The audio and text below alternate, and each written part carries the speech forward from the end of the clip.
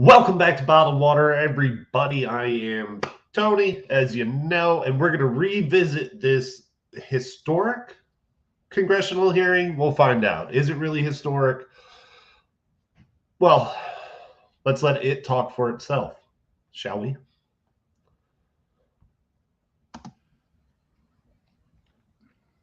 More than 50 years ago, the U.S. government ended Project Blue Book, an effort to catalog and understand sightings of objects in the air that could not otherwise be explained.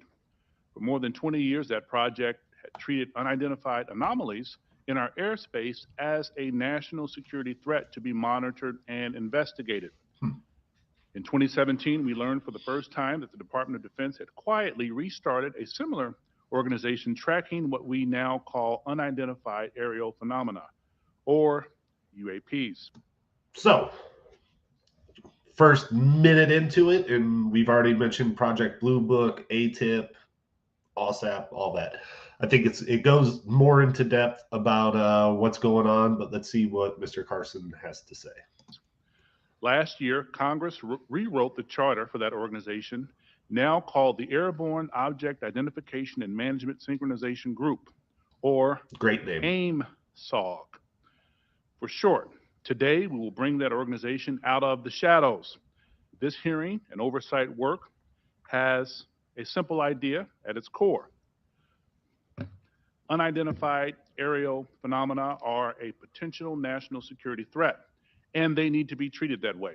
For too long, the stigma associated with UAPs has gotten in the way of good intelligence analysis. Pilots avoided reporting or were laughed at when they did. DoD officials relegated the issue to the back room or swept it under the rug entirely, fearful of a skeptical national security community. Today, we know better. UAPs are unexplained, it's true, but they are real. They need to be investigated, and many threats they pose need to be mitigated. Undersecretary Moultrie, Mr. Bray, thank you for coming today. First, we need you to update us on the status of AIM-SOG. The legislation creating it was passed in December. The deadline for implementation is fast approaching, but the group does not even have a named director. We need to know, sirs, the status of the organization and the obstacle to getting it up and running. Secondly, you have to convince the audience today, and most especially our military and civilian aviators, the culture has changed. That those who report UAPs will be treated as witnesses, not as kooks. Thirdly, you need to show us, Congress, and the American public whose imaginations you have captured. You are willing to follow the facts where they lead. You know, we fear sometimes that the DoD is focused more on emphasizing what it can explain, not investigating what it can't. I'm looking for you to assure us today that all conclusions are on the table. One final note, we are mindful today that AIM-SOG is not starting from scratch. This is the third version of this task force in DoD, and civil society groups like the Mutual UFO Network, Mr. Corbell and others have been collecting data on this issue for years. I hope you'll explain how you can leverage the knowledge and experience of our prior work on this matter to move the AIM-SOG along. The last time Congress... So he's, wow. He's already brought up MUFON, Corbell, that AIM-SOG is the third iteration of this UFO task force. So, okay. Congress had a hearing on UAPs was half a century ago. I hope that it does not take 50 more years for Congress to hold another, because transparency is desperately needed. I now turn to Ranking Member Crawford for comments he'd like to make. Thank you, Mr. Chairman. Honorable Moultrie and Mr. Bray, thank you for coming here today. We appreciate it. To begin the open dialogue between Congress and the executive branch on this important topic. While this topic evokes creative imaginations of many, aside from all the hype and speculation, there are important underlying issues posed by UAPs. Despite the serious nature of this topic, I have to say I'm more interested in our understanding of Chinese and Russian hypersonic weapon development, or understanding why this administration was so slow to share actionable intelligence. With the drones. There we go. alliance with the Ukrainians. However, inasmuch as this topic may help us better understand unknown activities of Russia and China, I am on board. The intelligence community has a serious duty to our taxpayers to prevent potential adversaries such as China and Russia from surprising us with unforeseen new technologies. As overseers of the intelligence community, this committee has an obligation to understand what you are doing to determine whether any UAPs are new technologies or not. And if they are, where are they coming from? In general, the IC spends much of its time and resources trying to understand what we call known unknowns. When it comes to foreign nations' weapons systems and sensors, known unknowns are those features that we don't fully understand yet. The challenge associated with UAP is that they are completely unknown and require a more expansive collection and analysis effort.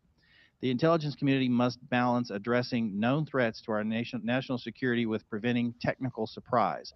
We must continue to follow the facts where they lead us and ensure that there are no technical surprises. The IC must take it seriously when there are credible observations of phenomena that seem to perform in ways that could pose a threat to safe flight operations, or that could be signs of a foreign adversary's attempt to develop a strategic technological surprise against the United States. It's also essential that our pilots and others feel they can report UAPs they observe without any stigma for doing so. That'd be This is the nice. open, unclassified portion of our hearing. We'll have a closed, classified part later. It's important for the public to know that the classification of information exists to protect national security, not to try to hide the truth. When we're trying to determine if any UAPs are new technologies being developed by foreign governments, we are inevitably going to run into classified information about what new systems and technologies we do know are in the works here or abroad. But where information does not risk national security, it should be shared with our allies and the public when feasible. I hope that we can have your assurance to this end today. It's my hope that the intelligence community will continue to try to determine the nature of UAPs we've observed and will keep Congress fully apprised of all developments. I look forward to this hearing and continued dialogue and oversight with the intelligence community on this topic. And with that, I yield back. Gentleman yields back, and now I will turn to our distinguished chairman, Adam Schiff, for any comments he wishes to make. Thank you, Chairman Carson, for holding this open hearing on unidentified aerial phenomenon and for your leadership on this issue. Holding a portion of our discussion today in open session is critical to the cause of transparency and openness, which was Congress's intent in authorizing and funding this new task force. The larger effort that is being undertaken to study and characterize UAP reports is an important step towards understanding these phenomenon, what we know and don't know. And I look forward to hearing more during both the open session and the closed setting about how DoD and the IC are undertaking that task. UAP reports have been around for decades, and yet we haven't had an orderly way for them to be reported without stigma and to be investigated. Probably That one needs of the to biggest change. issues. UAP reports need to be understood as a national security matter, and that message needs to go out across DoD, the IC, and the whole of the U.S. government. When we spot something we don't understand or can't identify in our airspace, it's the job of those we entrust with our national security to investigate and to report back. That is why it's important that we hold this open hearing for the public to hear directly from the Department of Defense on the steps it's taking to track, analyze, and transparently communicate the work that is being done on this issue. It is also the responsibility of our government and this panel to share as much as we can with the American people, since excessive secrecy only breeds distrust and speculation. I look forward to hearing how the UAP task force is being stood up, what challenges they still face, and how this committee can make sure the task force is able to shed light on one of the world's most enduring mysteries. I thank you gentlemen for your work, and be very interested to hear what you have to say. To me, among the most fascinating questions are these phenomena that we can measure. That is, instruments report there is something there. It is not the human eye confusing objects in the sky. There is something there, measurable by multiple instruments, and yet it seems to move in directions that are inconsistent with what we know of physics or science more broadly. And that to me poses questions of tremendous interest and as well as potential national security significance. So we look forward to hearing what you're able to report to us today in open session. And I want to thank Chairman Carson again for his extraordinary leadership on this issue, and I yield back. Chairman yields back. Thank you. With that, we will start our hearing. Under Secretary Moultrie, the floor is yours, sir. Every congressional hearing starts off like this, by the way. So if you've never seen one before, they all start off where they're just talking and talking and talking, and nothing really happens until they actually start the hearing after their opening comments. Thank you. Chairman Schiff, Committee Chairman Carson, Ranking Member Crawford, distinguished members of the subcommittee, it's a privilege to be here with you today to address your questions regarding unidentified aerial phenomenon, or UAP. I'm pleased to be joined by Mr. Scott Bray, the Deputy Director of Naval Intelligence, who will speak to the Navy's Unidentified Aerial Phenomenon Task Force, which laid the foundation for the efforts we will discuss today. First, I'd like to thank Congress for supporting the Department's UAP efforts. The NDAA for fiscal year 2022 has helped us to establish a dedicated office to oversee processes and procedures for the timely collection, processing, analysis, and reporting of UAP-related data. What are UAP? Put simply, UAP are airborne objects that, when encountered, cannot be immediately identified. However, it is Unidentified aerial phenomenon are airborne objects. the Department's contention that by combining appropriately structured, collected data with rigorous scientific analysis, any object that we encounter can likely be isolated, characterized, identified, and if necessary, mitigated. We know that our service members have encountered unidentified aerial phenomena, and because UAPs pose potential flight safety and general security risk, we are committed to a focused effort to determine their origins.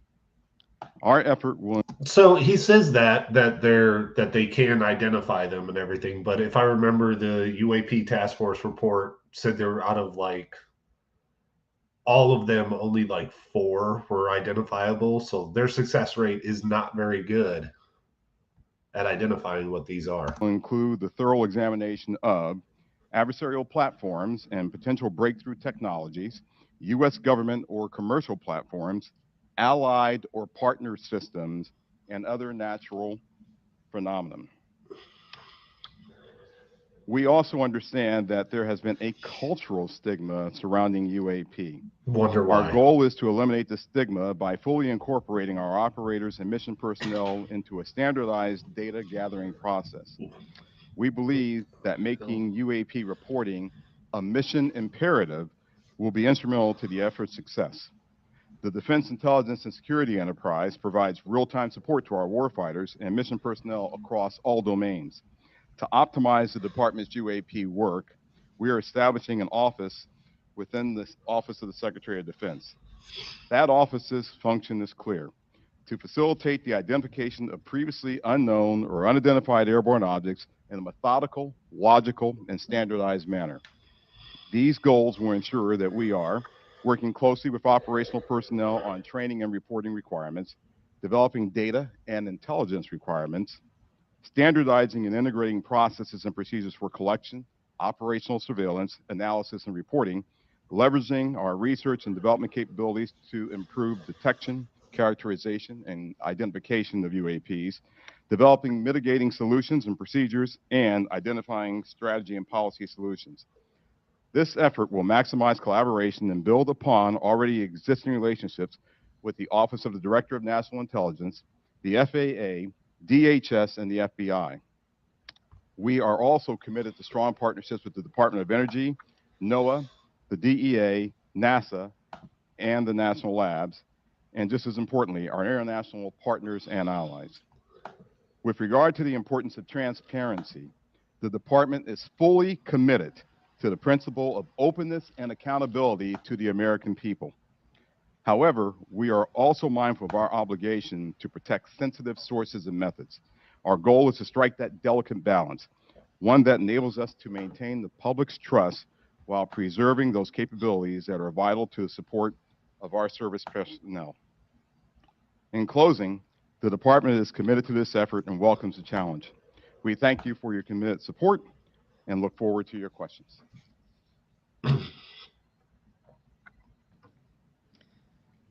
Chairman Schiff, Chairman Carson, Ranking Member Crawford, and committee members, thank you very much for the opportunity to be here today to highlight the ongoing work of the Department of Defense Still regarding that unidentified aerial introductory phenomena. Since period. the early 2000s, we have seen an increasing number of unauthorized and or unidentified aircraft or objects in military-controlled training areas and training ranges and other designated airspace.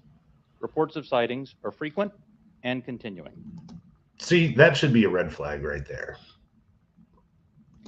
We attribute this increase in reporting to a number of factors, including our work to destigmatize reporting, an increase in the number of new systems such as quadcopters and unmanned aerial systems that are in our airspace, identification of what we can classify as clutter, mylar balloons, and other types of air trash, and improvements in the capabilities of our various sensors to detect things in our airspace. Almost 2 years ago, in August of 2020, Deputy Secretary of Defense Nordquist directed the establishment of the Unidentified Aerial Phenomena Task Force within the Department of the Navy. The UAP Task Force was built on the foundation of the Navy's initial efforts to respond to the reports from our aviators on unidentified objects observed in our training ranges. The basic issues then and now are twofold.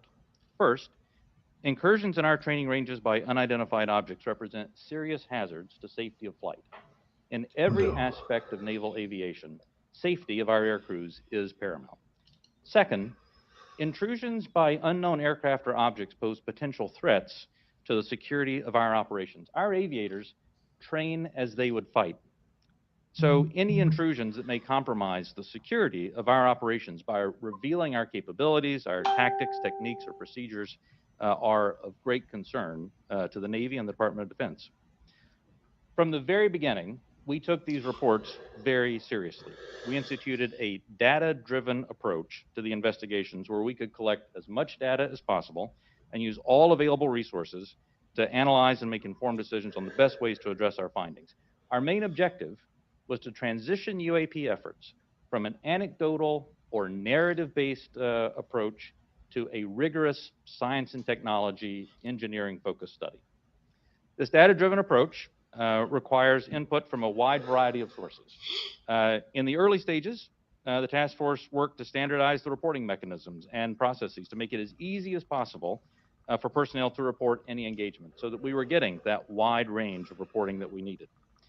We also spent considerable efforts engaging directly with our naval aviators and building relationships to help destigmatize the act of reporting sightings or encounters. How? And we worked with naval aviation leadership to provide additional equipment to record any encounter. Navy and Air Force crews now have step-by-step procedures for reporting on a UAP on their knee board in the cockpit and in their post-flight debrief procedures. The direct result of those efforts has been increased reporting with increased opportunities to focus a number of sensors on any objects. The message is now clear. If you see something, you need to report it. See something, say Been something. received. In fact, recently, I received a call from a senior naval aviator with over 2,000 flight hours. He called me personally from the flight line after landing to talk about an encounter that he had just experienced. Those were just the initial steps. Everybody just caught that, right? There just had another recent encounter with a senior aviator. I would like to know more about that. We also made a concerted effort to assemble subject matter experts from across the Department of Defense and the intelligence community and other U.S. government agencies and departments. We forged partnerships with the research, development, and acquisition communities, with industry partners, and with academic research labs, and we brought many allies and international partners into our discussions on UAP. Additionally, subject matter experts from a wide variety of fields, including physics, optics, metallurgy, meteorology, just to name a few, have been brought in to expand our understanding in areas where we may not have organic expertise. In short, we've endeavored to bring an all-hands-on-deck approach to better understand this phenomena. So what have we learned so far? Any given observation may be fleeting or longer. It may be recorded or not. It may be observable by one or multiple assets. In short, there's rarely an easy answer. For example, let me share with you the first video that we have here today, which shows an observation in real time.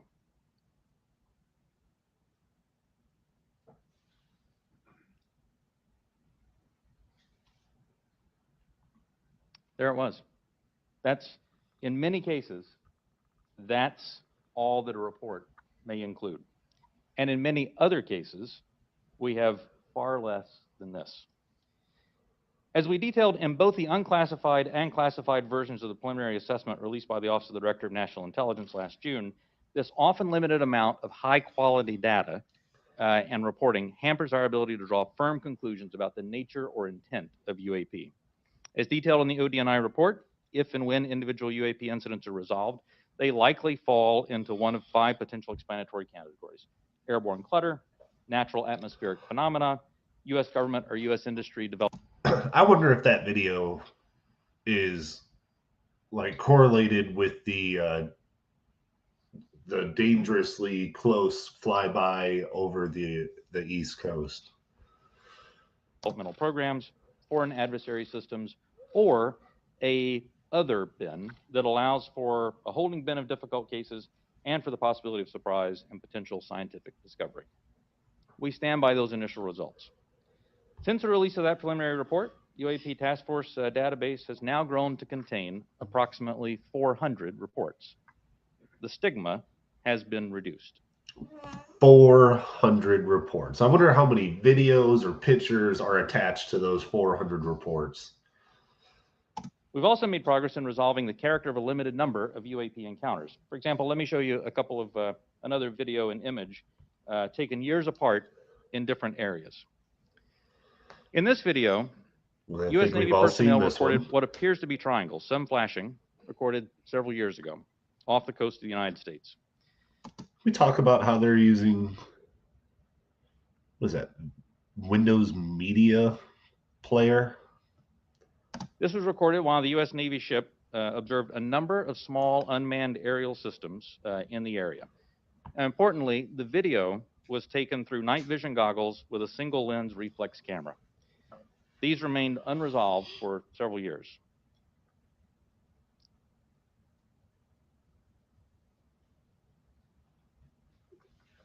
Clearly, this is the video that Corbell released.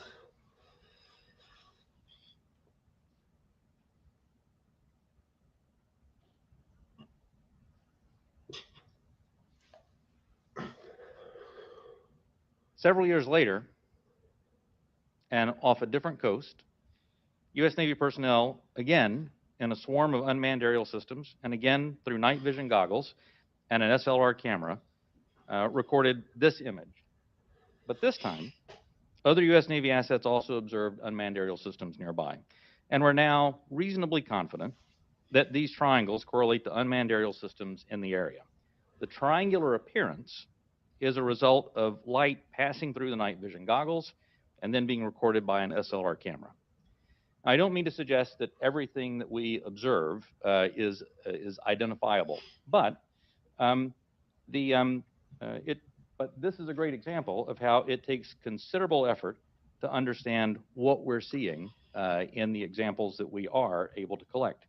In this example, we accumulated sufficient data from 2 similar encounters from 2 different time periods in 2 different geographic areas to help us draw these conclusions. That's not always the case, though. We recognize that that can be unsatisfying or insufficient in the. So, what if the eyewitnesses said it was triangular in shape? That I don't know if they included the eyewitness testimony, but just saying using a digital SLR camera with a night vision device produces a triangular object. The eyes of many. This is a popular topic in our nation, with various theories as to what these objects may be and where they originate. By nature, we are all curious and we seek to understand the unknown. And as a lifelong intelligence professional, I'm impatient. I want immediate explanations for this as much as anyone else. However, understanding can take significant time and effort. It's why we've endeavored to concentrate on this data-driven process to derive fact-based results. And given the nature of our business, national defense, we've had to sometimes be less forthcoming with information in open forums than many would hope. If UAP do indeed represent a potential threat to our security, then the capabilities, systems, processes, and sources we use to observe, record, study, or analyze these phenomena need to be classified at appropriate levels. We do not want potential adversaries to know exactly what we're able to see or understand, or how we come to the conclusions we make. Therefore, public disclosures must be carefully considered on a case-by-case basis. So what's next? We're concentrating on a seamless transition to the new organization. Future analysis of complicated issues of UAP issues will greatly benefit from the infrastructure, the process, and the procedures that we've developed to date. I'm confident that the task force under Navy leadership has forged a path forward that will allow us to anchor assessments in science and engineering by anecdotal evidence. We remain committed to that goal, as I know the USDI organization does as well. So thank you very much for your interest and continuing support for the UAP Task Force. The team's made a lot of progress, but we really are just establishing the foundation for the more detailed analysis that's yet to be done. And with your continued support, we can sustain that momentum necessary to produce data-centric analysis and understanding of the phenomena. Look forward to your questions. Thank you. Thank you, Mr. Bray. This is the third version of this task force, and to be frank, one of Congress's concerns is that the executive branch and administration, both parties, has been sweeping concerns about UAPs under the rug by focusing on events that can be explained and avoiding events that cannot be explained. What can you say to give the American people confidence that you aren't just focusing our attention on low-hanging fruit with easy explanations? It's a good question. Congressman, I'll start, and then Mr. Bray, please feel free to weigh in. So the way that we're approaching this is with a more thorough, standardized methodology than what we have in the past. First and foremost, the Secretary of Defense is chartering this effort. This is not someone lower in the Department of Defense. And he has assigned that task to the Office of Secretary of Defense, the Undersecretary for Intelligence and Security. That's me, because I'm responsible for looking at intelligence matters. I'm responsible for security matters. This is potentially both. So when you start concerning ourselves with the safety of our personnel, the safety of our installations and bases, there's no other higher priority than what we have than actually getting after this. And as you have stated, we have been assigned that task to actually stand up an office, the AIM-SOG, which I believe the name, sir, will likely change. But we have moved forward in terms of moving to establish that office. We have, as of this week, picked a director for that effort, a very established and accomplished individual. We've identified spaces. We've worked with personnel across the Department of Defense with the services, and we've Who's the new IC, director? which is on board and helping us work through this standardized methodology for now, bringing in data, analyzing that data, and reporting that data in the appropriate method and appropriate means, so we can either get it to our service personnel to ensure their safety, or get it to you and the Congress and to the public to ensure that you have oversight to what we're doing. So chartered by the Secretary of Defense, standardized, and really a methodical approach to something that we're doing that has not been done before. Can we get some kinds of assurances that your analysts will follow the facts where they lead and assess all hypotheses? Absolutely. So we're open to all hypotheses. We're open to any conclusions that we may encounter. Quickly, before I pass it to the ranking member Interesting. and Chairman Schiff, I want to thank you both for taking the time, and I had a good time meeting with you last week, Director Moultrie, Undersecretary Moultrie. It's fair to say that you are a science fiction fan, is that correct? It is fair to say that I am an inquisitive mind who has spent 40 years in the intelligence field and has focused on both science and science fiction. That is fair. Could you tell us about it? Yeah, well, yeah, look, my generation grew up looking at space sagas and the Apollo program. So all of us who grew up in the 60s were just thrilled by watching our first astronaut land on the moon. That was a momentous occasion to people who were of different generations. Some of them didn't believe that it happened. I still have relatives and friends who don't believe it happened, right? Science fiction to them. But to us, it was, no, that's the progress that we've made. And so I was enthralled by that, and I've taken that to heart. I enjoy the challenge of what may be out there. I have mentioned to you that, yes, I have followed science fiction. I have gone to conventions, even. I'll say it on the record. Uh, Got to break the ice somehow. But, I have done that, right? But there's nothing wrong with that. Don't necessarily dress up, but I do believe It's that it's definitely a important to Trekkie. show that the Department of Defense has, we have character. And we're people just like you, just like the American people. We have our inquisitiveness. We have our questions. We want to know what's out there as much as you want to know what's out there. We get the questions not just from you, we get it from family members. And we get them night and day, not just in committee hearings. So finding what's out there is important. But first and foremost, it's important for us to do that so that we can ensure that our people, our personnel, our aviators, our bases and installations are safe. And then that curiosity factor is something else that we just want to know, because that's the human race. It's just, that insatiable desire to know. Thank you, sir. Ranking Member Crawford. Mr. Moultrie, you said you don't necessarily dress up. That wasn't a real strong statement. Gentlemen, thank you for being here today. We appreciate it. And thank you, Mr. Moultrie, for breaking the ice the way you did. Appreciate that. The inability to understand objects in our sensitive operating areas is tantamount to an intelligence failure that we certainly want to avoid. This is not about finding alien spacecraft, but about delivering dominant intelligence across the tactical, operational, and strategic spectrum.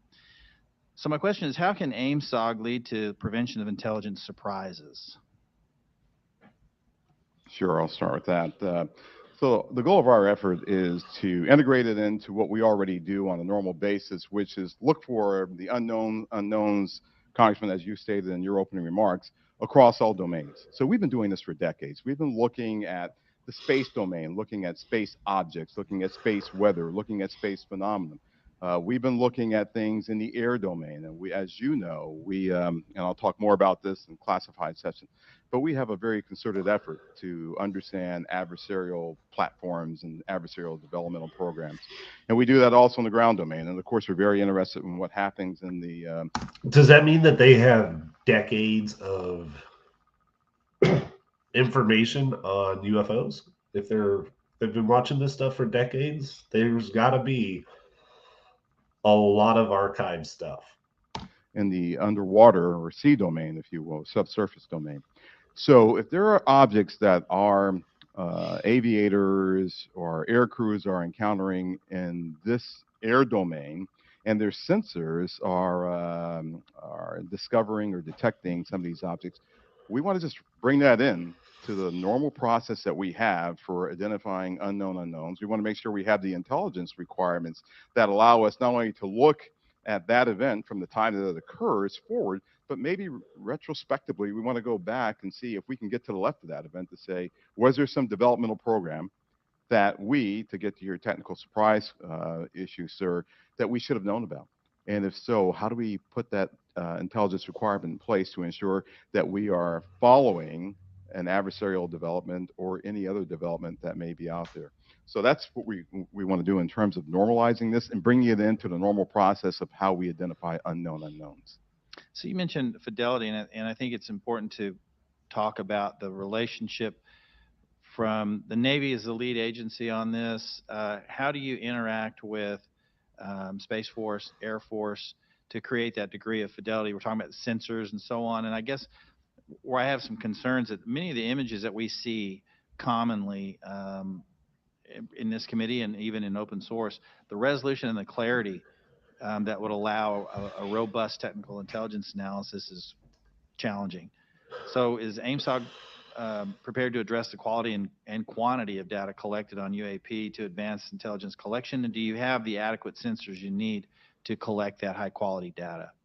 One of the lines of effort that we have is looking at our sensor capabilities and to understand whether or not, as the video showed that Mr. Bray displayed, sometimes it's very fleeting data that we have on some of these objects. And we want to make sure that, one, our systems are calibrated to actually be able to collect on the objects. You know, our sensors today they're calibrated for specific things. We want to make sure to calibrate it for things of this nature, things of this size, things of this velocity, if I can use that term. We want to make sure that once we have that data is stored in some standardized method that we can then extract and that we can feed into our system real time. So we do not want this to take some prolonged period of time for us to get that data. But our goal is absolutely to have that high fidelity information that we get from all sensors. And we want to be able to integrate that with what we may have off of ground-based sensors. So whatever we may have on a platform, whatever we may have on the ground, whatever we may have from other sensors that we may have in different domains. We want to be able to integrate that all and get this integrated picture as we would, as I said, with any other unidentified objects or things that we are tracking as a part of our normal intelligence responsibilities. Thank you. Last question, Mr. Bray, if you would.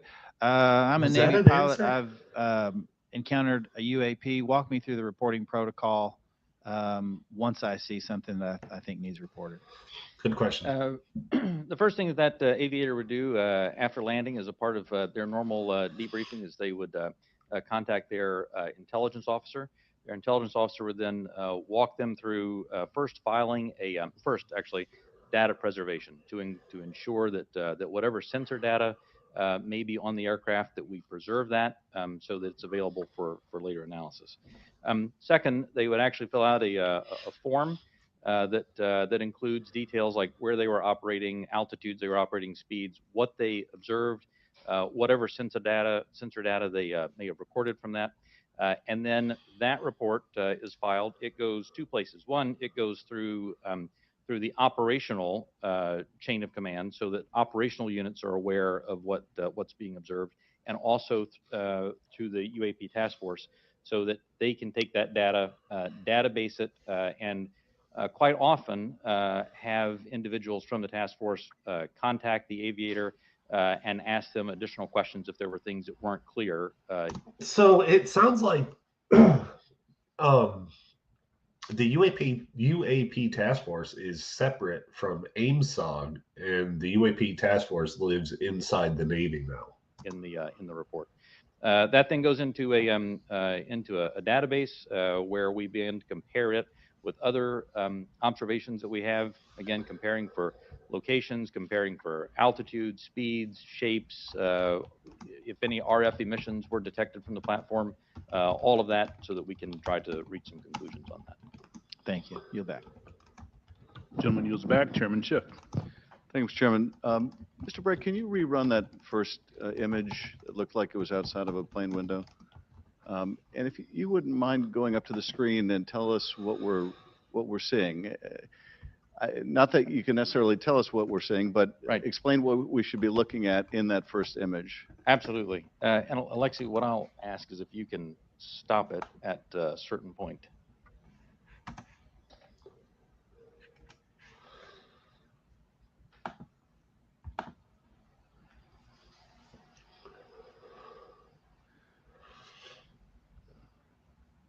Oh, that's the VLC media player.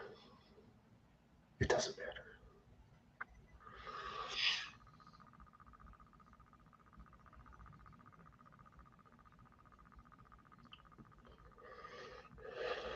And are we looking outside of a civilian aircraft window? Is that what we're looking at? Okay.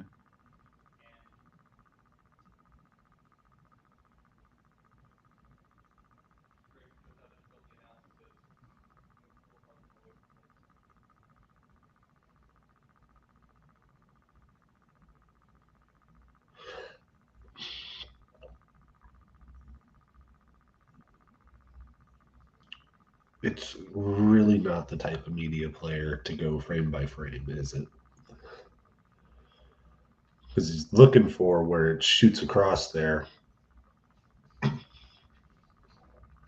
but it's in like one frame that it.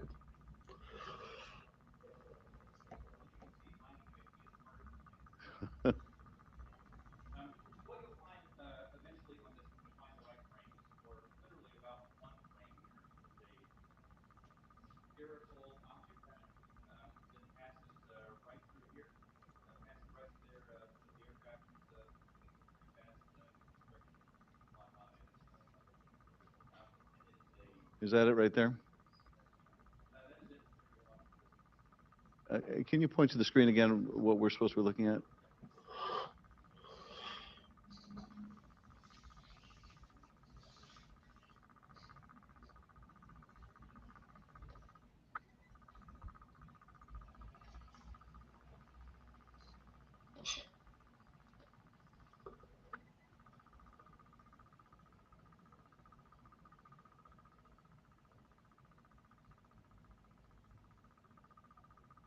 Oh, there it went.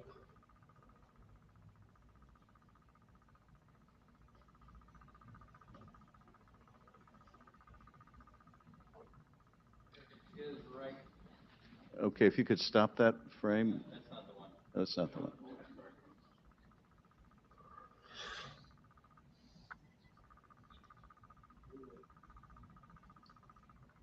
Jeez.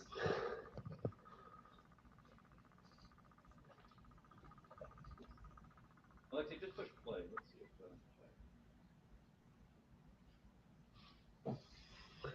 here's what you'll see coming up right here is there it went. Now back up just a little. Spherical object right here, zooms by the window, right in this area right there. There we go. Could you see that part right there again going by? I think we're having a hard time stopping it in the right spot.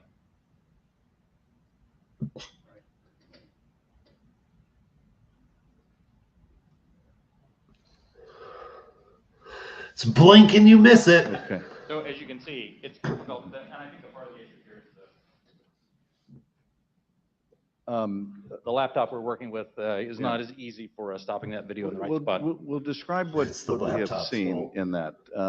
What are we observing? What you see here is aircraft that is operating in a U.S. Navy training range that has observed spherical objects in that area. And as they fly by it, they take a video. You see it looks reflective in this video, somewhat reflective, and it quickly passes by the cockpit of the aircraft. And is this one of the phenomena that we can't explain? I do not have an explanation for what this specific object is. And is this one of the situations where it is, that's the object that we're looking at right there? Thank you. And is this a situation where it was observed by the pilot and it was also recorded by the aircraft's instruments? We'll talk about the multi-sensor part in a later session. Yeah. Yeah, I didn't want to talk about that. But in this Everybody case, can hear. we have at least that. In the Director of National Intelligence 2021 unclassified report, the ODNI reported 144 UAPs between 2004 and 2021, 80% of which were recorded on multiple instruments. And I take it with respect to some of those, you had a pilot seeing them if it was observed by a pilot, Right. and you had multiple instruments recording it. So you really have three sensors, the human sensor and two technical sensors detecting the object, is that? For the majority of incidents that we had in They the turn his last mic year's up? report, Jesus. the majority had multi-sensor data. When I talk about the 400 reports that we have now, that number will certainly go down because a lot of those new reports that we have are actually historic reports that are narrative-based. So that percentage will go down just as a factor of the fact that the destigmatization has resulted in more narrative reports. And that's the object we're looking at right there now, right? That's it right there. Okay. How Last year's historic? How far report back? also said that of those 144, 18 of them reportedly appeared to exhibit unusual flight characteristics, appear to demonstrate advanced technology, and some of them appeared to remain stationary in winds aloft, move against the wind, maneuver abruptly, or move at considerable speed without discernible means of propulsion. That's pretty intriguing. And if you're able to answer this in this setting, are we aware of any foreign adversary capable of moving objects without any discernible means of propulsion? I think I would, without discernible means of propulsion, I would say that we're not aware of any adversary that can move an object without discernible means of propulsion. The question then becomes, in many of these cases where we don't have a discernible mean of propulsion in the data that we have, in some cases, there is likely sensor artifacts that may be hiding some of that.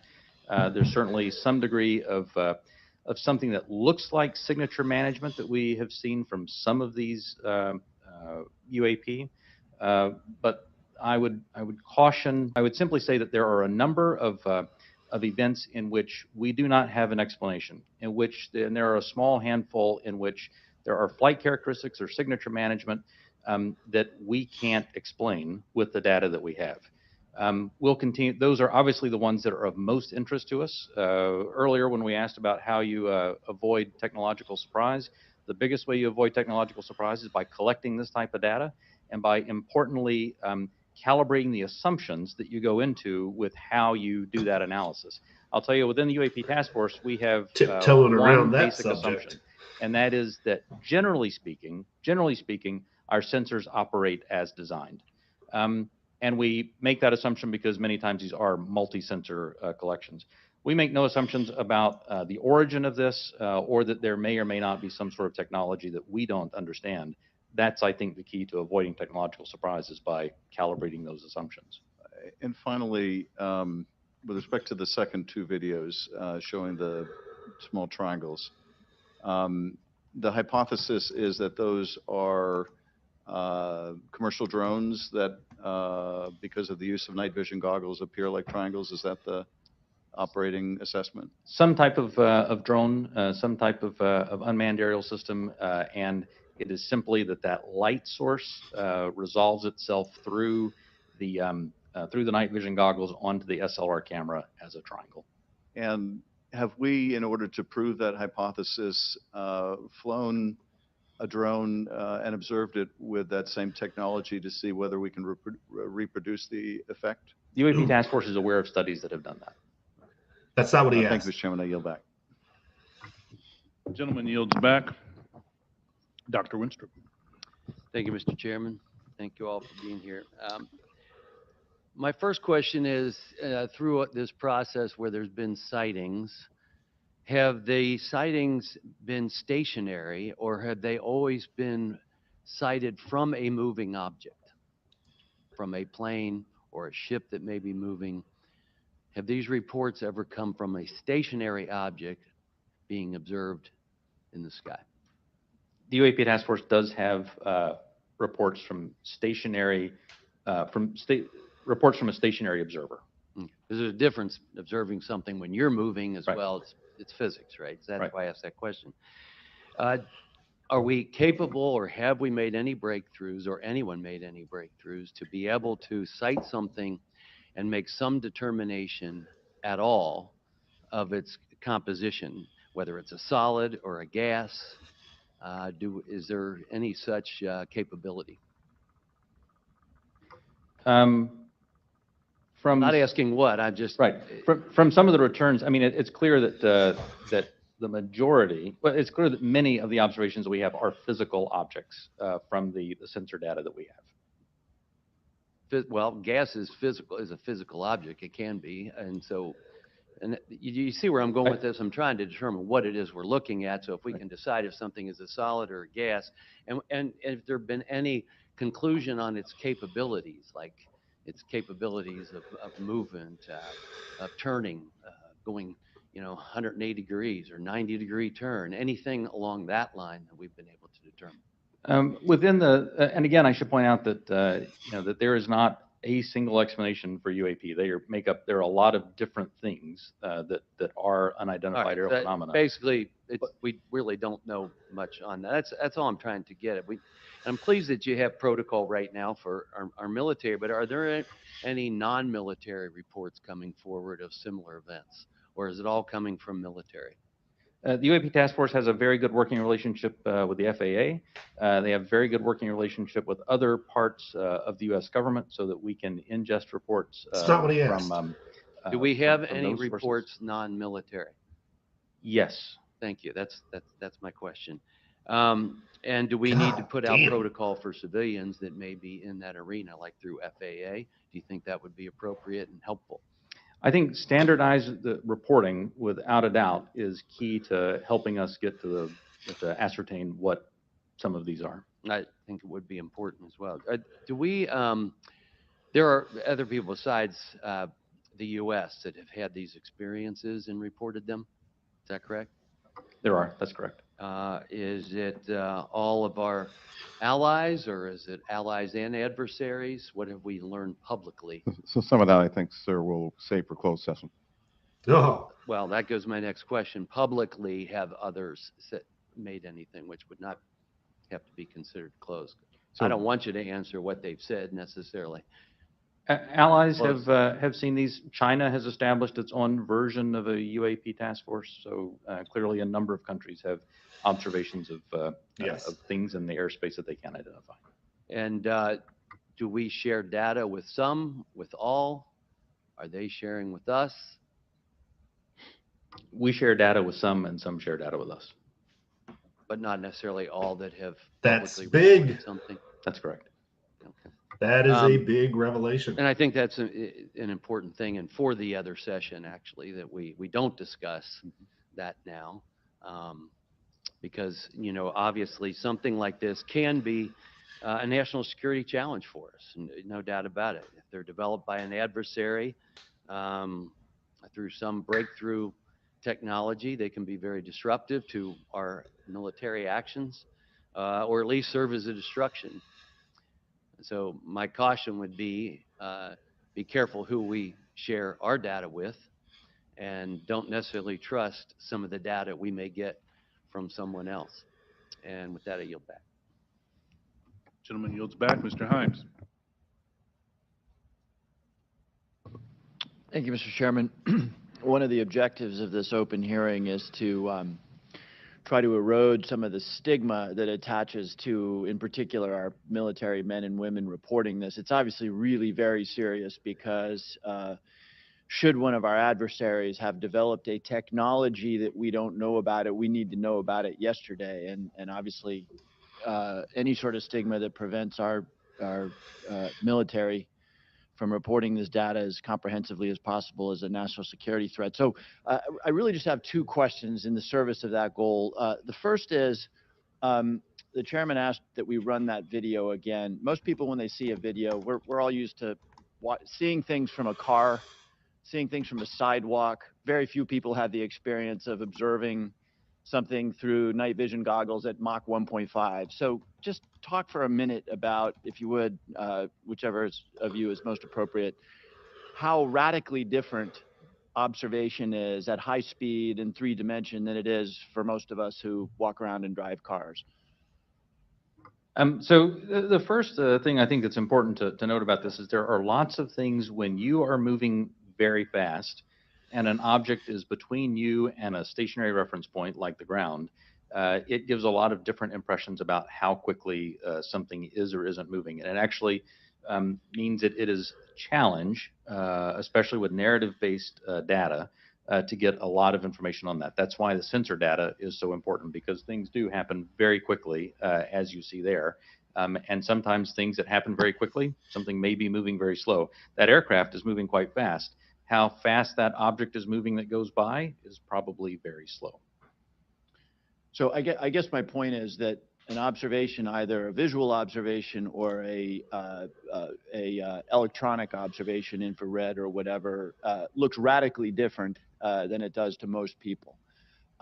Even instruments are on gimbals and that sort of thing, so that creates a very unusual view to, again, those of us who are used to seeing things in 2 dimensions largely. And second question, I think, Mr. Bray, you said something that I want to unpack a little bit. A number of these UAPs, you said we can't explain.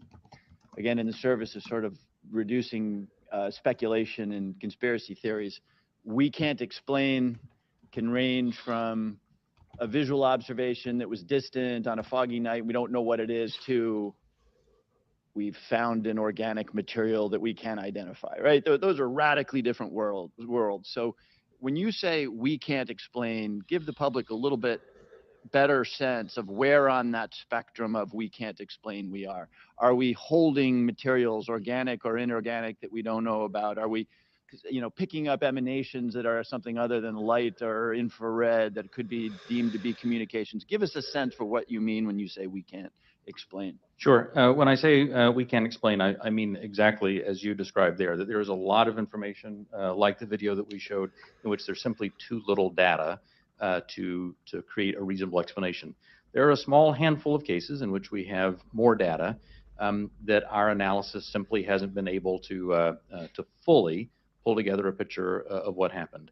And those are the cases where we talk about where we see some indications of flight characteristics or signature management that are not what we had expected. When it comes to material that we have no material. We have detected no emanations within the UAP task force that would suggest it's anything non-terrestrial in origin. So there's when I say unexplained, I mean everything from too little data to the data that we have doesn't point us towards an explanation, but we'll go wherever the data takes us. Again, we've made no assumptions about what this is or isn't. We're committed to understanding these, and so we'll go wherever that data takes us. Interesting. Thank you. That's very helpful. And so I think it bears emphasis. When you say we can't explain, everything that you can't explain is in a bucket called data. Is that correct? And that would mean data collected by sensors, visual observations, everything that we can't explain, quote unquote, is in a bucket called data. Right. A narrative report from the early 2000s, if it just had a little bit of information on it, would be in our database and it would be unresolved. I would add to that, it's insufficient data. I mean, that's one of the challenges we have. Insufficient data either on the event itself, the object itself, or insufficient data or plug-in with some other organization or agency that may have had something in that space at that time. So it's a data issue that we're facing in many of these instances, Congressman. Understood. Thank you very much. Yield back. Gentleman yields back. Mr. Gallagher. Thank you, Mr. Chairman. Thank you for allowing me to join this hearing. I really appreciate the witness's testimony. Mr. Moultrie, as the chairman mentioned, DoD had an initiative to study UFOs in the 1960s called Project Blue Book. It's also been well reported in our briefing and in other places that we have more recent projects, specifically ATIP. Could you describe any other initiatives that the DoD or DoD contractors have managed after Project Blue Book ended and prior to ATIP beginning? Did anything also predate Project Blue Book? So I can't speak to what may have predated Project Blue Book. I mean, of course, there's Roswell and all these other things that people have talked about over the years. I'm familiar with Blue Book. I'm familiar with ATIP. I haven't seen other documented studies that have been done by DoD in that regard. So you're not aware of anything in between Project Blue Book and ATIP? I'm not aware of anything that's official that was done in between those two. Well, Hasn't been brought to my attention. Okay. Additionally, are you aware of any other DoD or DoD contract programs focused on UAPs from a technological engineering perspective? And by that, I mean, are you aware of any technology initiatives focused on this topic other than initiatives focused on the individual case investigations? I'm not aware of any contractual programs that are focused on anything related contractual. to this other than what we are doing in the Navy Task Force and what we are about to launch in terms of our effort. Same question for you, Mr. Bray. Same answer, not aware of anything outside what we are doing in the UAP task force. So just to confirm, you're not aware of any technology or engineering resources that have been focused on these efforts besides what we've mentioned today? Once again, I'll say no contractual or programmatic efforts that are involved. And the reason why I qualify it that way, let me qualify it that way. I can't speak to what people may be looking at in the department. Somebody says, I'm looking at something that may be unidentified, and I can't speak to that. I speak to official programs that we have on the record. It's also been reported that there have been UAP observed What about and interacting off the with record? and flying over sensitive military facilities, particularly, and not just ranges, but some facilities housing our strategic nuclear forces. One such incident allegedly occurred at Malmstrom Air Force Base, in which 10 of our nuclear ICBMs were rendered inoperable.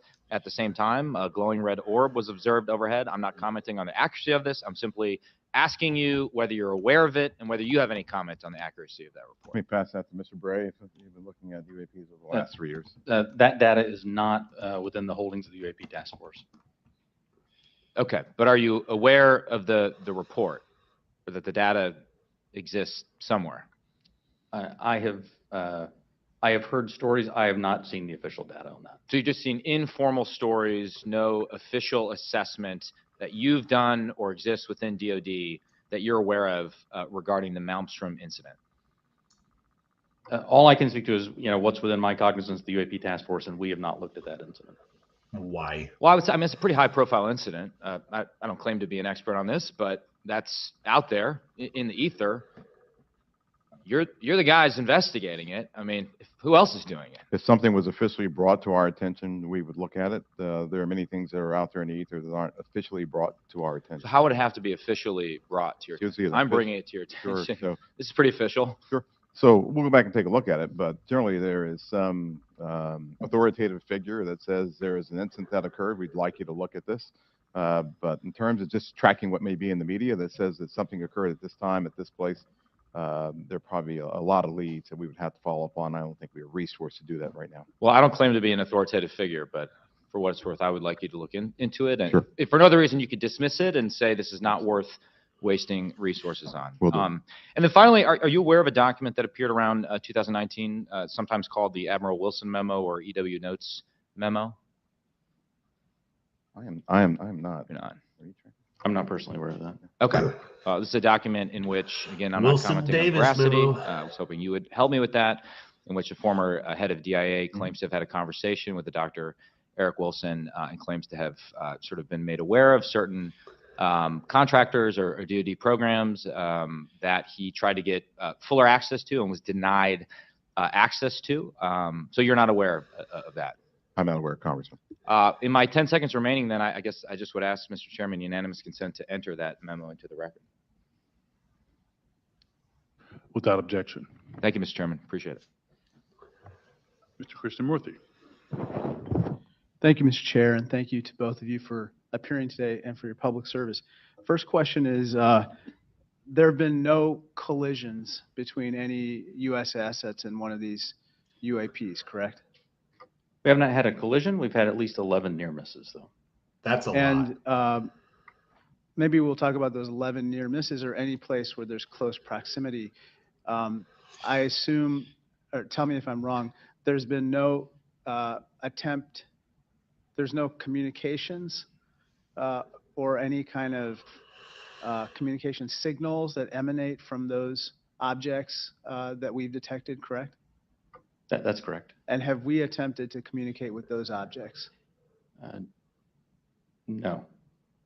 So we don't even put out a alert saying, U.S. Identify yourself. You are, within our flight path or something like that. We haven't said anything like that. We've not put anything out like that. Generally speaking, for example, in the video that we showed earlier, it appears to be something that is, unmanned, appears to be something that may or may not be in controlled flight. And so we've not attempted any communication with that. Okay, so, and I assume we've never discharged any armaments against a UAP, correct? That's correct.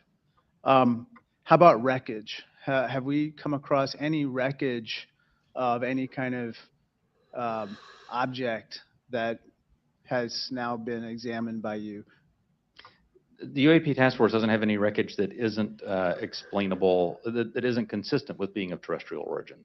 Do we have any sensors underwater to detect on submerged UAPs? Anything that is in the ocean or in the seas? So I think that would be more appropriately addressed in closed session, sir. Okay. So yes. I think one of the biggest questions that I have is, we say with a lot of probability, we say they quote unquote probably do represent physical objects, close quote. When we say probably, is that because we cannot conclusively say that they are physical objects? In the task force report, when I say probably represent physical objects, most of them represent physical objects. There could be some that are more of a meteorological phenomena, something like that, that may not be a physical object in the sense that most people think of something you could go up and touch. But the ones where you say most of them represent physical objects, can you say that they are definitely, like with 100% certainty, that they are physical objects? I can say with certainty that a number of these are physical objects. Okay, so we can't rule out that some of them may not be physical objects. So, some certainly could be a sensor anomaly or something like that. Some could be. Now, how about with regard to UAPs? We've talked about UAPs on training areas, but obviously there's some sensor bias. I would think we put sensors in training areas. How about with regard to non-training areas? Do we track what's in open source and what civilians and others have tracked? And have we found similarities to what they've observed in terms of UAPs in non-training areas to the ones that are in training areas? The UAP task force has worked very hard to make sure the data set that we're working with is a data set that we have very good control over that data. So we have some partnerships with FAA so that we get some of that, so we get that reporting in. But if it comes to just open source reports or someone says that they saw something, that generally does not make it into our database. So basically, it sounds like we have a good partnership with FAA. But apart from FAA, we don't have partnerships with other agencies or other entities that might be tracking so that we could enlarge our data set to make comparisons. So we will. So that's the goal of this next effort, will be to expand that relationship with the rest of government and the interagency, so we can understand what they're seeing, what we're seeing. We can correlate on each other's holdings. Because I and think, resolve this. Sorry to interrupt, but I think that we might have a bias right now going on with regard to just reporting on UAPs being in training areas when we don't really track what's happening elsewhere. Last question, have our encounters with UAPs altered the development of either our offensive or defensive capabilities, or even our sensor capabilities? We'd save that for the closed session. So the Okay, answer is yes. Great, thank you. Mr. LaHood. Thank you, Mr. Chairman, and I want to thank the witnesses for being here today. Obviously, this topic of UAPs has attracted a lot of interest in people that are curious about this hearing today. As we talk about, and I would say there's a lot of what I would call amateur interest groups that are involved in the UAP field. My question is, when there are unsubstantiated claims or manufactured claims of UAPs or kind of false information that's put out there, what are the consequences for people that are involved with that or groups that are involved with that? So one of the concerns that we have is that there are a lot of individuals and groups that are putting information out there that that could be considered to be somewhat self-serving. We're trying to do what's in the best interest of, one, the Department of Defense, and then two, what's in the best interest of the public, to ensure that we can put factual-based information back into the mainstream and back into the bloodstream of the reporting media that we have, so people understand what's there. It's important because we are attempting, as this hearing has drawn out, to understand, one, what may just be natural phenomenon, two, what may be sensor phenomenology or things that were happening with sensors, three, what may be legitimate counterintelligence threats to places that we have or bases or installations, or security threats to our platforms. And anything that diverts us off of what we have with the resources that have been allocated to us, send us off in these spurious chases and hunts that are just not helpful, and they also help. Well, they also contribute to the undermining of the confidence that the Congress and the American people have that we are trying to get to the root cause of what's happening here, report on that, and then feed that back into our national security apparatus so we are able to protect the American people and our allies. So it is harmful, it is hurtful, but hopefully if we get more information out there, we'll start to lessen the impact of some of those spurious reports.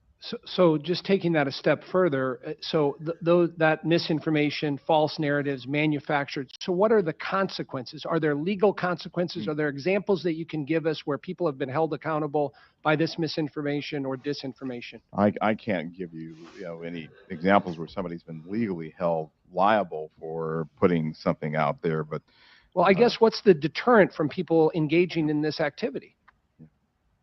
I don't know. I don't have that answer. That's something that welcome the dialogue with Congress to talk about that with the members who help legislate those laws to say what should be the legal ramifications that we could use to potentially hold individuals accountable, whether it be citizens or information that might be injected into our media by other forces or other countries, if you will. And in terms of DODs and Okay. That sounds a lot like censorship. Like if we're not saying it and we don't like what's being said, we can label it misinformation or disinformation and withhold or legally punish somebody. He wants to legally punish somebody for putting out what can be considered disinformation, and then who decides what disinformation is. So no, absolutely not. That's a fucking First Amendment violation. Shut the fuck up, idiot, jackass. review and analysis in this field. I mean, is there a standard in place when it comes to UAPs? I mean, is there any guidance you look to that's codified in law or otherwise within DOD that kind of sets out the standards for UAPs and what to look for? I think that's part of what the group that we're standing up now will be chartered to do. We're actually, from my organization, we'll be looking at policy and standards that we have to come to you and work with you to actually put in place and promulgate across our government. Thank you. I yield back. Gentleman yields back. Mr. Welch. Thank you. I'm going to follow on the line of questions from Mr. LaHood. Gentlemen, what seems incredibly difficult for you is that there's two almost competing but different narratives. One is no one knows whether there's extraterrestrial life. It's a big universe, and it would be pretty presumptuous to have a hard and fast conclusion. And then if there is, it's not beyond the realm of possibility that there is some exploration coming here. And that underlies a lot of the reports you get. I think Mr. LaHood was asking about that. People think there must be extraterrestrial life, and it's not at all beyond the pale that there would be a visit here. On the other hand, as the DOD, you have the responsibility to make sure that our national security is protected, and that if there are surveillance drones or active drones that can disable our systems, that has to be analyzed, has to be stopped. So how do you divide how do you separate your responsibilities where you get all these reports from folks who maybe in good faith, maybe not, believe that you should be investigating every possible report of a extraterrestrial incident? I'll start with you, Mr. Moultrie. Sure, indeed, Congressman, and thank you for the question. It's important that we, as a part of this effort, really build out the relationship that we have with others, including NASA, and for the reasons that you just pointed out. So there are elements in our government that are engaged in looking for life in other places, and they have been doing that for decades. Right? They've been searching for extraterrestrial life. There are astrobiologists who have been doing this too. We're a part of that same government. And so our goal is not to potentially cover up something if we were to find something. It's to understand what may be out there, examine what it may mean for us, if there are any, from a defense perspective, any national security implications or ramifications. but then to work with organizations as appropriate, if it's a weather phenomenology with NOAA, if it's a potential for extraterrestrial life or an indication of extraterrestrial life with someone like NASA. So the transparency actually is very important Completely. for public consumption.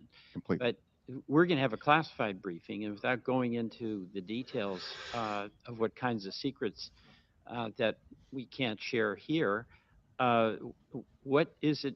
What are we protecting? I don't know if you can answer this question in this open forum, but in fact, your perception of what it is we have to quote protect. So I think right now what's really important for us to protect is how we know certain things. So there are a lot of things that we know, whether it be about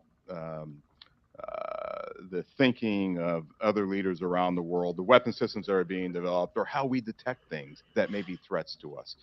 Many of those things are the result of some of our most sensitive sources and methods. And we'll use those things not just for this effort, but those same sources and methods are used to help protect us from adversaries and from others who might mean to do us harm. There aren't separate UAP sensors. There's not a separate UAP processing computer. There's not a separate UAP dissemination chain or whatever.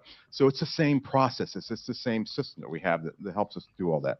We need to protect that because this is something that we're looking at, but we're sure there are going to be other things that we'll look at in the future that will need those same sensors, we'll need those same sources and methods to help us do. So we're protecting the fact of that this nation has developed capabilities that enable us to know what may be threats to us and to counter those threats before they become something of a national issue. Thank you very much. I want to thank both you, Mr. Bray, and you, Mr. Moultrie, for your appearance today. I yield back. Gentleman yields Okay. back. Gentlemen, beyond videos, is there a range of other information that the executive branch has that would be valuable to the American people while protecting sources and methods, obviously? The details of individual encounters, including the time, place, and details of an encounter. And does the AIMSOG have a clear and repeatable process for considering public release as part of the process? Chairman Carson, And do you commit to building that process if it's not in place?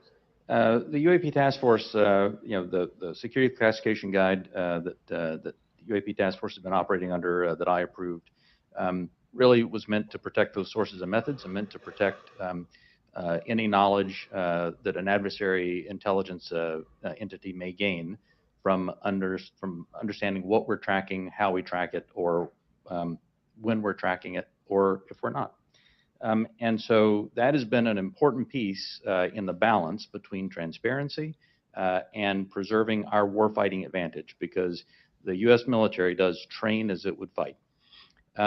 What I will commit to is, at least for that material that's under my authority as the Deputy Director of Naval Intelligence, for information that we have when it does not involve sources and methods, and when we can, with a reasonable degree of confidence, determine that it does not pose a foreign intelligence or national security threat, and it's within my authority to do so, I commit to declassifying that. So I believe very much in the transparency of this, and we work very hard to balance that with our national security needs. And I'll just add, Congressman, just over the declassify last some videos, 4 too. months, I think that the intelligence community and the national defense apparatus have disclosed more information on various events than it has in probably the previous 10 years. You have our commitment to work closely with the Director of National Intelligence and others in the declassification and downgrading of intel apparatus to ensure that we can get whatever information that we can out to the American people and to the public writ large. Greatly appreciated, sir. Ranking Member Crawford. Thank you, Mr. Chairman. Representative Stefanik is en route, I believe, just real quickly, but in the interim, if I could, if you'll indulge me, I just have a couple of real small questions. One is, do we have an example? Can you cite a specific example of an object that can't be explained as having been human-made or natural? I mean, the example that that I would say that that is still unresolved, that I think everyone understands quite well is the 2004 incident from Nimitz. We have Tic-tac. data on that, and it simply remains unresolved. Does not mean it resolves to being something, right, that is easily explainable or well, obviously it resolved to being something that is difficult to explain. But I can't point to something that definitively was not man-made, but I can point to a number of examples in which remain unresolved. Gotcha. With regard to videos that have appeared in open source channels, for example, the Tic Tac video, does AIMSOG maintain control of videos, and how do you prevent leaks of potentially classified videos or other material? So the AIMSOG, as we establish that organization, we will have a process for classified and compartmented holdings, and we will find a way of getting positive control over those. We have our sensitive access programs and special access programs that allow us to put what we call SAPs around things, and then there's controlled access programs that allow us to put caps around things. So we'll have that in place. Our goal will be ensuring that we're sharing that with the appropriate analysts and the appropriate exploiters, if you will, who can look at that data too. What we don't want to do is bring something into a DoD database or a DoD holding and then have so many wrappers around it, it's not available to those who really need to look at it and to exploit it. And that's one of the reasons we're establishing relationships with the interagency, with the IC and others to be able to do that, sir. But we will do our best to maintain positive control over the materials that we have within our holdings. Thank you. Chairman Schiff. Thank you, Mr. Chairman. Just going back to the 2021 report, under the category of UAP appear to demonstrate advanced technology, those 18 incidents in which some of the UAP appear to remain stationary, winds aloft, move against the wind, maneuver abruptly, or move at considerable speed without discernible means of propulsion. It goes on to say, in a small number of cases, military aircraft systems processed radio frequency energy associated with UAP sightings. I couldn't tell from that whether that small number of cases was a part of the subset of 18. That is, among the 18 which appeared to move with unusual pattern or flight characteristics, did some of those also emit radio frequency energy? I would have to check with our UAP task force on that. I believe, without getting into specifics that we can do in the closed session, at least some that we have detected RF emissions from were not behaving oddly otherwise. And the significance of measuring that radio frequency energy is what? That we suspect that this was some form of aircraft in which there were radio transmissions.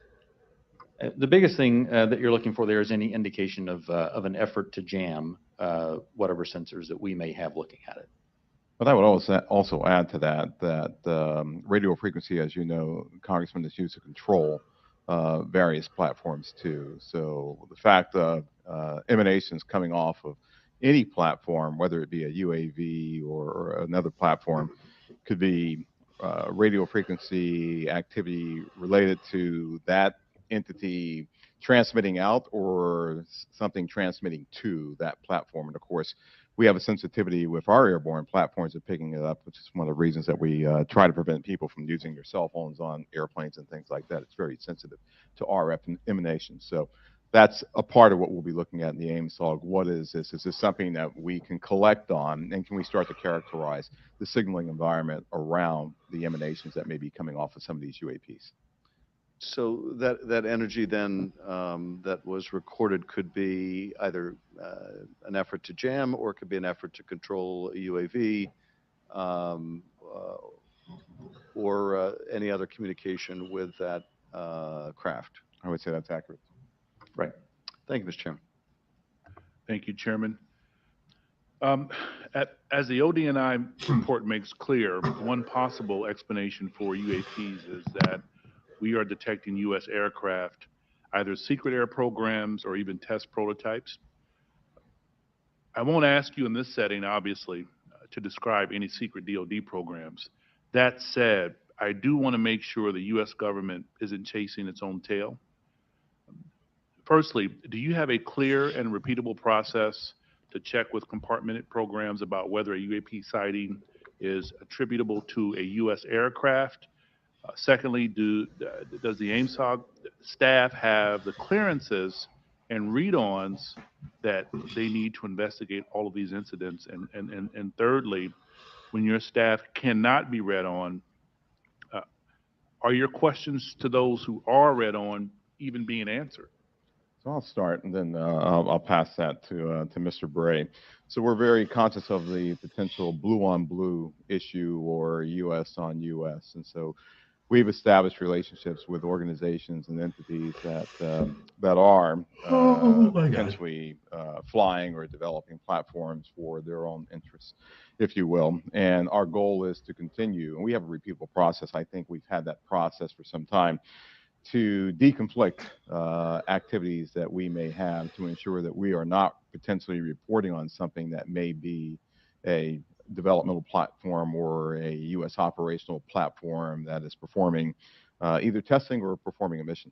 So we will have that in place. We've already had those discussions with organizations and entities.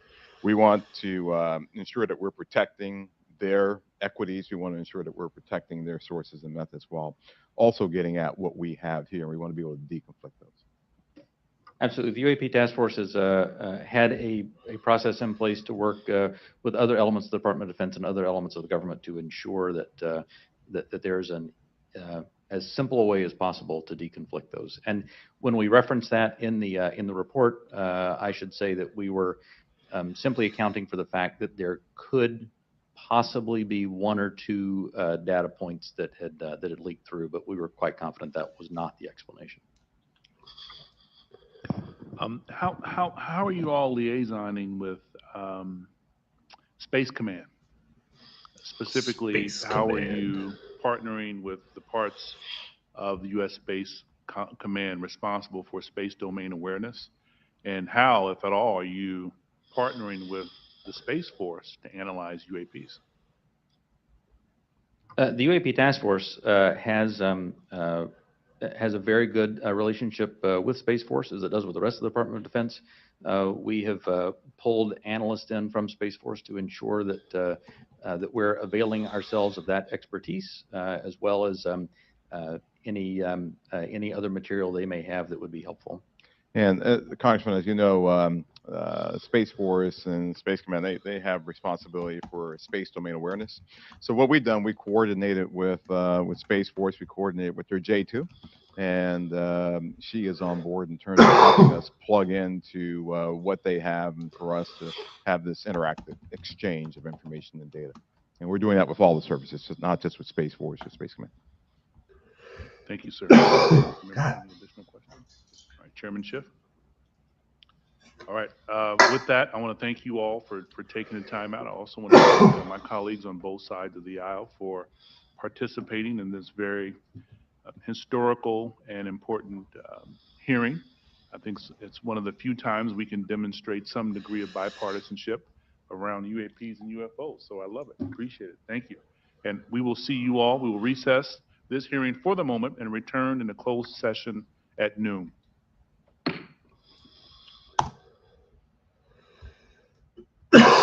Well, God, now I have a cough, or like an itch. Ugh, cold coffee. So that's it. That's the UAP congressional hearing in its entirety. And let me know what you think down in the comments. Like I said earlier, I'm going to be on Bobby's Cryptid Corner. Tonight, we're going to be talking about the Hopkinsville goblins. And I think that's a super awesome topic. And before I need to go get something to drink. I need some bottled water.